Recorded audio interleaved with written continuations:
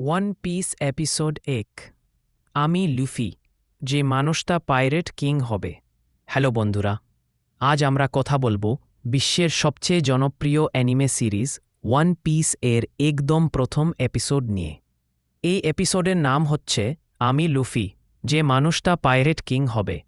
এই এপিসোডে আমরা প্রথমবারের মতো দেখা পাই আমাদের প্রধান চরিত্রে মাঙ্কি ডি লুফির সাথে। আর শুরু হয় তার অসাধারণ অ্যাডভেঞ্চার। তাহলে চলো একটু ডুব দিয়ে দেখি এই এপিসোডে ঠিক কি ঘটেছিল শুরু থেকে শেষ পর্যন্ত। এপিসোড শুরু হয় সমুদ্রের মাঝখানে, একটা ব্যারেল ভেসে বেড়াচ্ছে ঢেউয়ের সাথে।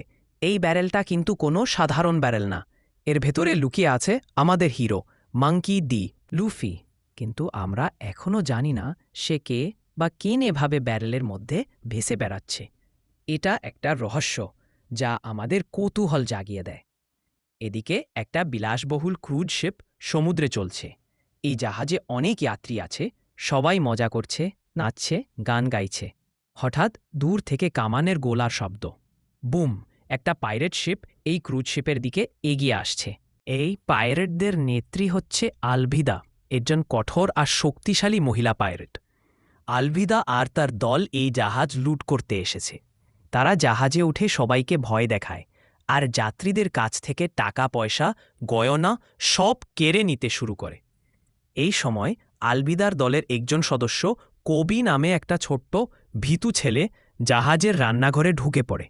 কবি আসলে পাইরেট হতে চায় না, সে বাধ্য হয়ে আলভিদার দলে কাজ করে। রান্নাঘরে ঢুকতে সে দেখে একটা ব্যারেল মেঝেতে গড়াগড়ি খাচ্ছে। হঠাৎ ব্যারেলটা ভেঙে যায় আর ভেতর থেকে বেরিয়ে আসে মাঙ্কি ডি লুফি।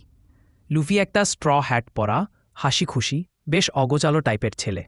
সে বেরিয়েই বলে, আহ, ভালো ঘুম হয়েছে। কবি তো অবাক, ভাবো সমুদ্রের মাঝে ব্যারেলে ভেসে বেড়াচ্ছে আর এই ছেলে ঘুমাচ্ছে। লুফি তারপর রান্নাঘরে খাবার দেখে উৎসাহিত হয়ে পড়ে। সে আপেল খেতে খেতে কবির সাথে কথা বলতে শুরু করে। এখানে আমরা প্রথমবার লুফির ব্যক্তিত্বটা দেখতে পাই। সে একদম নির্ভয়, একটু অদ্ভুত, আর তার মাথায় শুধু একটা স্বপ্ন, পাইরেট কিং হওয়া। কবি লুফিকে জিজ্ঞেস করে, তুমি কে, এখানে কি করছো? লুফি তখন খুব সহজভাবে বলে, আমি মাঙ্কি ডি লুফি, আমি পাইরেট কিং হব। কবি তো শুনে হতবাক। পাইরেট কিং হওয়া মানে ওয়ান পিস নামে একটা কিংবদন্তি ধন সম্পদ খুঁজে বের করা, যেটা গোল্ডি রজার নামে একজন কিংবদন্তি পাইরেট রেখে গিয়েছিলেন। এই ধন পেতে হলে গ্র্যান্ড লাইন নামে একটা ভয়ঙ্কর সমুদ্রে যেতে হবে, যেখানে অসংখ্য বিপদ অপেক্ষা করছে। কবি লুফিকে বলে, তুমি পাগল, গ্র্যান্ড লাইনে যাওয়া অসম্ভব, আর আলবিদার মতো পাইরেটদের সাথে পাঙ্গা নিলে তো মরে যাবে। কিন্তু লুফি হাসতে হাসতে বলে, আমি ভয় পাই না, আমার স্বপ্নটা আমি ঠিক পূরণ করব। এই কথোপকথনের মাধ্যমে আমরা বুঝতে পারি লুফি কতটা দৃঢ় প্রতিজ্ঞ আর তার স্বপ্নের প্রতি কতটা নিবেদিত। অন্যদিকে ওবির চরিত্রটা আমাদের দেখায় যে সে স্বপ্ন দেখলেও ভয়ের কাছে হেরে যায়। সে নিজেও মেরিন হতে চায়, কিন্তু আলবিদার ভয়ে কিছু করতে পারে না। এদিকে আলবিদা আর তার দল জাহাজ লুটপাট করছে। হঠাৎ আলবিদা শুনতে পাই যে কেউ তার দলের কাউকে মারছে। সে রান্নাঘরে গিয়ে দেখে লুফি একাই তার কয়েকজন লোককে ধরাশায়ী করে দিয়েছে। আলবিদা লুফিকে ধমক দিয়ে বলে, তুই কে, জানিস আমি কে? আমি এই সমুদ্রের সবচেয়ে সুন্দর আর শক্তিশালী পাইরেট আলবিদা। লুফি তখন হাসতে হাসতে বলে, তুমি কে, কোনো মোটা খালা নাকি? এই কথায় আলবিদা রেগে আগুন হয়ে যায়। সে তার বিশাল গদা দিয়ে লুফির দিকে তাক করে। কিন্তু এখানে আমরা প্রথমবার দেখি লুফির অসাধারণ শক্তি। লুফি আসলে একটা ডেভিল ফ্রুট খেয়েছে, যার নাম গোমু গোমু নোমি। এই ফলের কারণে তার শরীর রাবারের মতো হয়ে গেছে। আলবিদার গদার আঘাত লুফির শরীরে লাগে, কিন্তু সে একটুও আঘাত পায় না, বরং সে তার রাবারের মতো হাত লম্বা করে গোমু গোমু নো পিস্তল নামে একটা আক্রমণ করে আলবিদাকে এক ঘুষিতে উড়িয়ে দেয়। এই ফাইটটা খুবই ছোট, কিন্তু আমাদের দেখিয়ে দেয় লুফি কতটা শক্তিশালী আর তার লড়াইয়ের স্টাইল কতটা অনন্য। এটা ওয়ান পিসের প্রথম অ্যাকশন দৃশ্য, আর এটাই আমাদের উত্তেজিত করে দেয় ভবিষ্যতের আরও বড় বড় লড়াইয়ের জন্য। আলবিদাকে হারানোর পর লুফি কবিকে জিজ্ঞেস করে, তুই কি চাস? তুই কি সত্যিই পাইরেট হতে চাস? কবি তখন তার মনের কথা খুলে বলে। সে বলে, আমি আসলে মেরিন হতে চাই। আমি ছোটবেলায় ভুল করে আলবিদার জাহাজে উঠে পড়ি, আর তখন থেকে তার কৃতদাসের মতো কাজ করছি। লুফি তাকে উৎসাহ দিয়ে বলে, তাহলে এখনই তোর স্বপ্নের পেছনে ছোট, ভয় পাস না। এই কথায় কবি সাহস পায়। সে আলবিদার বাকি দলের সামনে দাঁড়িয়ে বলে, আমি আর তোদের সাথে থাকব না, আমি মেরিন হব। লুফির এই গুণটা এখানে আমরা প্রথম দেখি। সে শুধু নিজের স্বপ্নের পেছনে ছোটে না, অন্যদেরও তাদের স্বপ্ন পূরণের জন্য অনুপ্রাণিত করে। এই দৃশ্যটা খুবই হৃদয়স্পর্শী, কারণ কবির মতো একটা ভীতু ছেলে লুফির কারণে নিজের ভয় কাটিয়ে উঠতে শুরু করে।